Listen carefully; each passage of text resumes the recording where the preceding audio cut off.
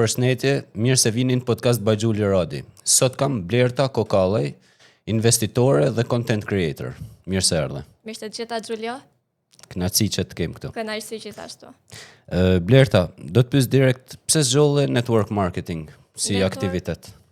Network marketing është një profesion, mund ta quaj, është një biznes i cili të bën ty të mendosh jo vetëm për veten tënde, por edhe për tjerët. Në momentin që ti e ke një mundësi që e cila të kanë ndihmuar ty, pse mos të ndihmosh edhe persona të tjerë. Plus që është një mundësi e ardhurash shumë e mirë. Nëse ti do të ardhura të shpejta, mund t'i bësh me network marketing. Sa njerëz ke ndihmuar që të fillojnë biznesin e tyre online?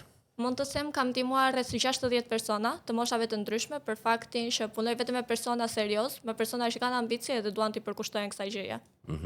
Po pse nuk e mban atë dijen për vete, po e ndanall me të tjerët? Kur e ke diçka të mirë për vete, pse mos ta ndash me të tjerët? Nëse ti ke mundur të ndihmosh nga dikush më parë dhe e ke këtë mundësi për ta bërë edhe tek personat e tjerë, pse mos ta bësh?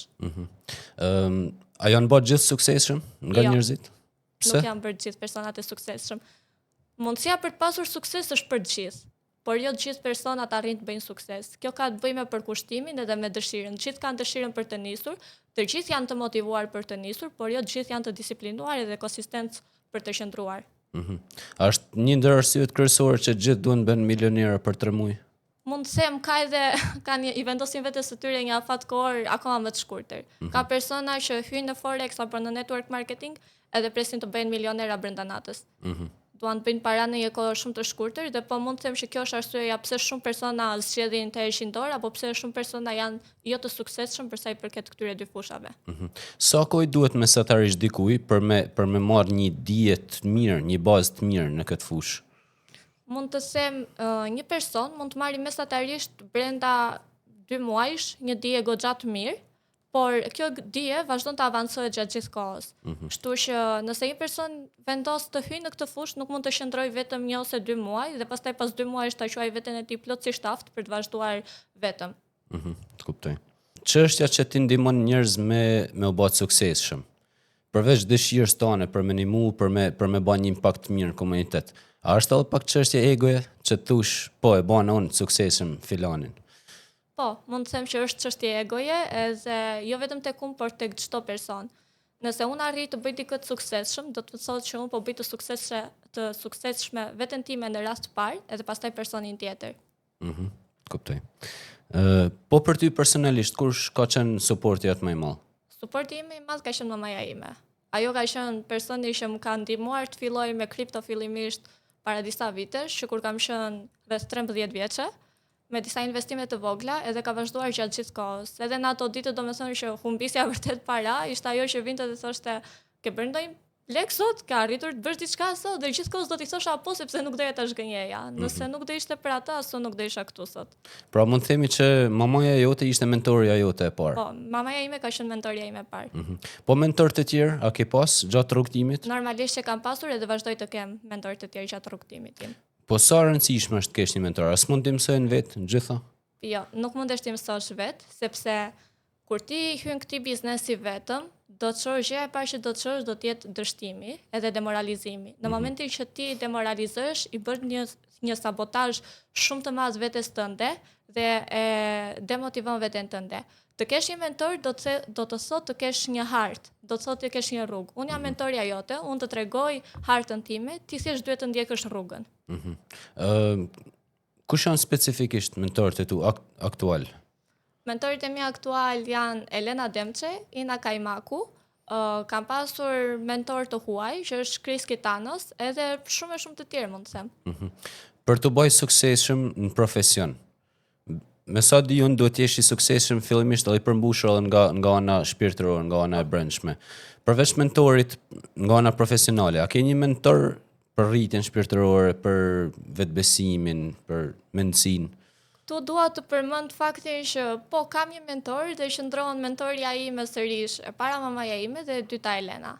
Elena është mbështetja ime më e madhe mund të them pas mamas time, edhe përveç faktit që është mentorja ime në forex apo në network marketing, është edhe mentorja ime shpirtërore. Çdo vështirësi që kam, ajo është e para që vjen dhe më ndihmon. Çfarë duhet ketë një mentor i mirë? Një mentor i mirë, pikëpari duhet të ketë dëshirën për të ndihmuar njerëz të tjerë.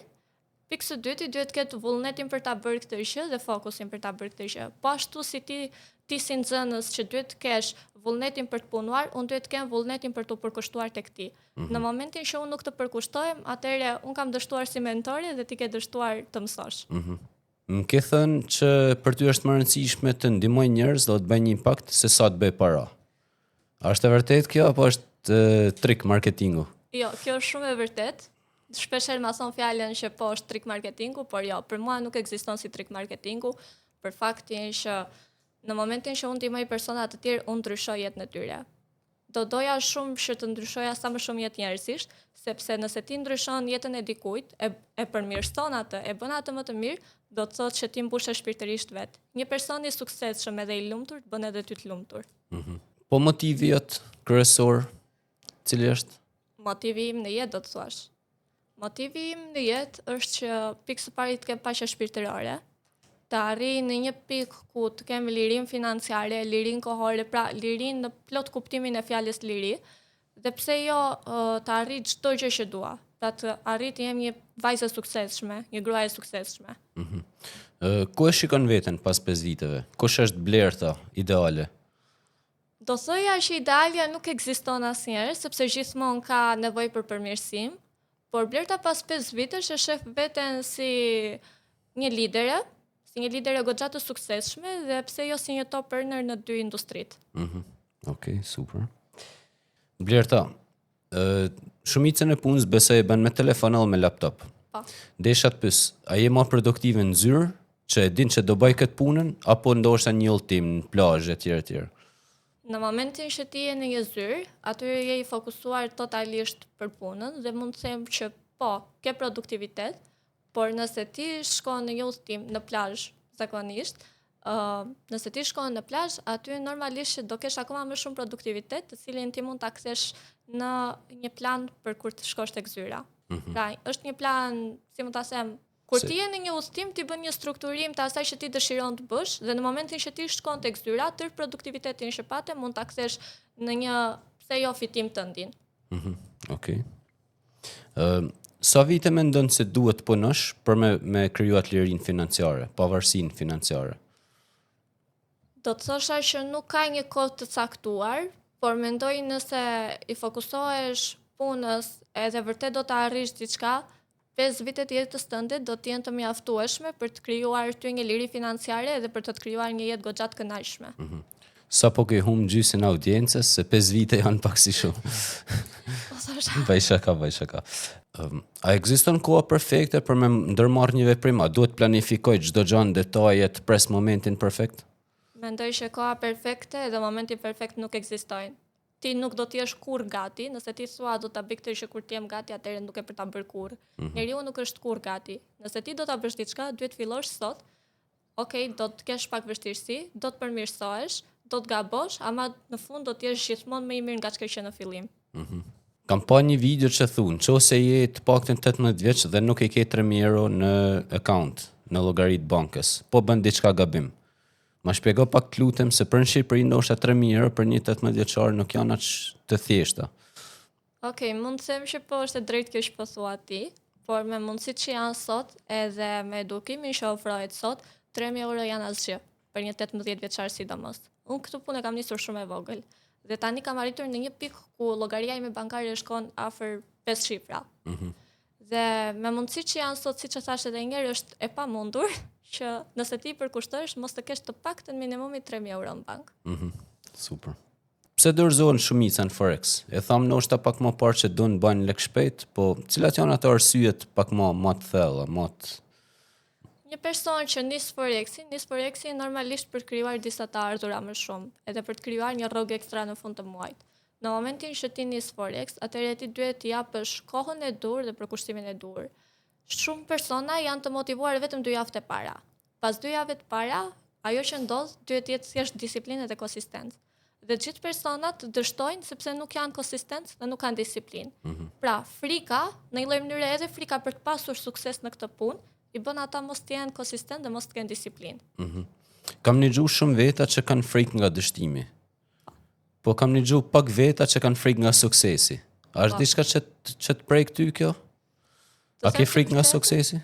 kam pasur frikë nga suksesi më parë, sepse thosha si do ta përballoj unë gjitha të sukses, ose si do t'i përballoj unë gjithë këta persona, ose në senës, por në momentin që ti e prek atë gjë, e ajo vjen vetëm kur ti je gati. Suksesi vjen vetëm kur ti je gati shpirtërisht dhe mendërisht.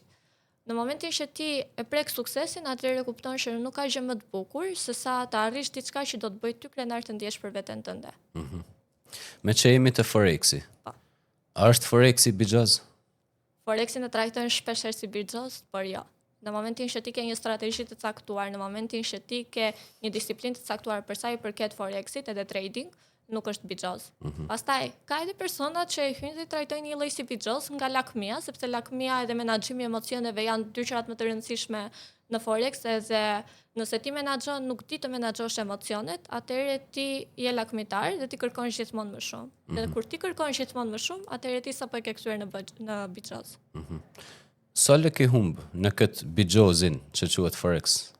Gjatë gjithë kohës që nga fillimi deri tani mund të kem humbur rreth 7.000 euro. Po për me fitu, sa le ke fitu në bixhoz? Në bixhoz. Në Forex.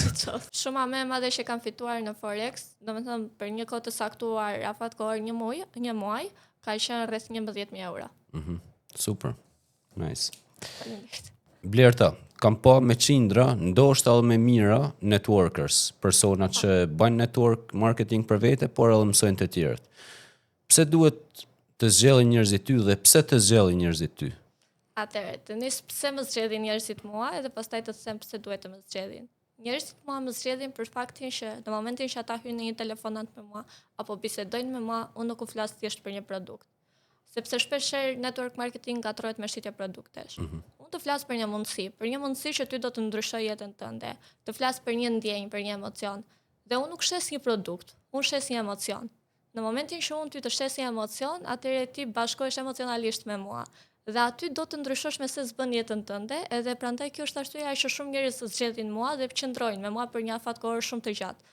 Ndërsa, pse shumë persona duhet të më zgjedhin mua, është për faktin që mund të them se jam një mentore shumë e mirë, edhe siç e thash, unë nuk është se thjesht të mentoroj, unë jam gjithmonë aty për ty, për çdo lloj gjëje që ti do të kesh nevojë, qoftë ajo punë apo qoftë ajo jeta jote personale.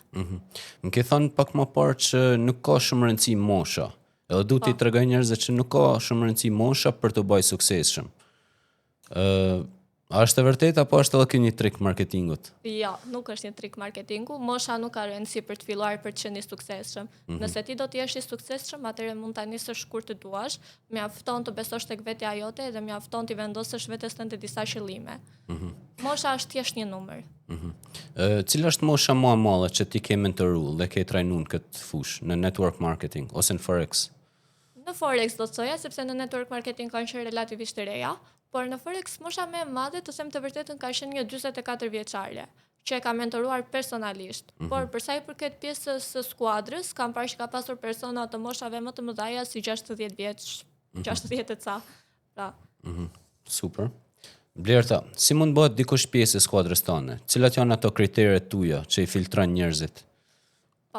Atëherë, një person për të bërë pjesë e skuadrës, duhet fillimisht të jetë një person ambicioz edhe një person që i përkushtohet gjërave dhe i merr seriozisht. Nëse ti do të bësh pjesë e skuadrës, atëherë më vjen keq, por nuk mund të vish aty për të tallur. Nuk mund të vish aty thjesht për të qëndruar dhe për të parë çfarë bëjnë të tjerë. Duhet të jesh aktiv gjatë gjithë kohës, të kesh disiplinë edhe të përkushtohesh. Për të bërë pjesë e skuadrës, duhet të bisedosh pikë pari në një telefonat me mua ose me dikë tjetër që ty do të mentoroj, dikush që ti je interesuar. Dhe më pas vazhdon me procedurat e regjistrimeve. Si e kupton Blerta që dikush e ka seriozisht këtë fushë ose këtë dëshirë me u bë pjesë e skuadrës tone? Në momentin që dikush të kontakton, është ai mesazhi i parë që krijon gjithashtu impaktin e parë. Ka persona që të kontaktojnë dhe thjesht pastaj nuk të shkruajnë më kurrë, por ka ata persona që e tregojnë me të vërtetë se sa e duan këtë punë ose se sa nevojë kanë për këtë punë. Dhe këta persona tregojnë gjithashtu edhe për kushtimin e tyre edhe dëshirën e madhe që kanë për të filluar. Të kuptoj. A ke pas shumë raste që impakti i parë ka qenë mirë, po pastaj ka dalë që nuk ishte serioz ose nuk e kishte seriozisht dëshirën? Ka pasur shumë persona që kanë dhënë një impakt të parë në fillim, edhe më pas mund të them që kanë qenë një zhgënjim. Jo për mua, po për veten e tyre. Unë punën time si mentore, edhe punën time tek ata e kam bërë mjaftueshëm mirë. Me sa para mund ta nisën këtë biznes?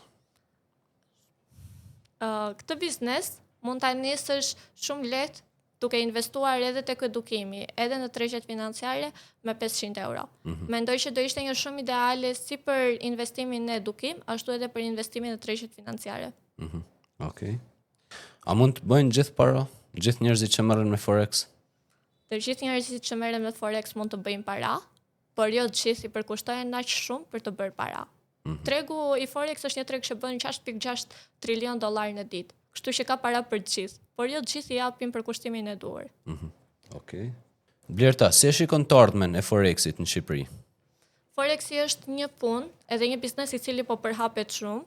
Mendoj që të rinjt po i fokusohen më shumë, edhe kjo është një gjë relativisht shumë e mirë sepse është një punë që duhen fokusuar personat e rinj. Të sjell një liri financiare shumë të madhe, por në Shqipëri do të thoja që duhet të ndryshojë mendësia para se të merren me Forex, sepse shumë persona që hyjnë në Forex me idenë se do të bëhen milioner brenda një muaji, brenda 3 muajsh, ndërkohë që duhet të japin kohën e saj, edhe duhet të japin për kushtimin e tyre, disiplinën dhe çdo gjë tjetër që kjo punë të arrijë edhe të ketë diçka të suksesshme. Cila është një këshill që ke për të rinjt? Do thoja këshilla e vetme që japun për të rinjt, edhe do doja të jepja gjithmonë, është që në momentin që ti do të nisësh diçka, apo qoftë jeta jote personale ose një punë e re, të besojnë tek vetja. Kur ti beson tek vetja jote, atëherë të gjithë do besojnë tek ti. Kush do ishte Blerta pa Forexin? Të them të vërtetën, Blerta pa Forexin nuk e di se kush do të ishte. Kur kam gjetur Forexin, kam rigjetur veten time sërish. Sapo kisha lënë pasionin tim baletin atëre, edhe thosha që jeta ime do të ishte komplet bosh. Pastaj në momentin që u regjistrova, edhe kam marrë gjitha trajnimet, pash tamam një dritë në fund të tunelit. Dhe këtë dritën mund të them se gjeta tek vetja ime. Kështu që Blerta pa Forexin mendoj që do ishte askush. Okej. Këtu tregon që e ke seriozisht pjesën e Forexit. Kam shumë seriozisht. Edhe shikoj që është bën ndoshta pjesë e identitetit tën. Po. Kjo është pyetja tipike e podcastit që bëjmë gjithë ftuarve. Nëse një person shqiptar i ri që jeton jashtë shtetit, është duke bërë një shkollim, është të marrë një profesion, një skill set, a do i sugjeroje të kthehej në Shqipëri? Si e shef situatën aktuale edhe të ardhmen e Shqipërisë? Mendoj që situata aktuale normalisht që ka nevojë për përmirësim, por një person një iri i cili është jashtë shtetit dhe është duke mësuar diçka të re, e cila do t'i sillte shumë të ardhura të mira, jetesa në Shqipëri është shumë e mirë. Unë jetën time nuk e shoh jashtë Shqipërisë. Me të ardhurat që bëj, edhe me të ardhurat që mundem të bëj në një të ardhme, jetesa në Shqipëri do të ishte një jetesë shumë e mirë. Super. Blerta, shumë faleminderit që ishe në podcast dhe je mirëpritër gjithmonë. Shumë faleminderit ti, Giulio. Faleminderit.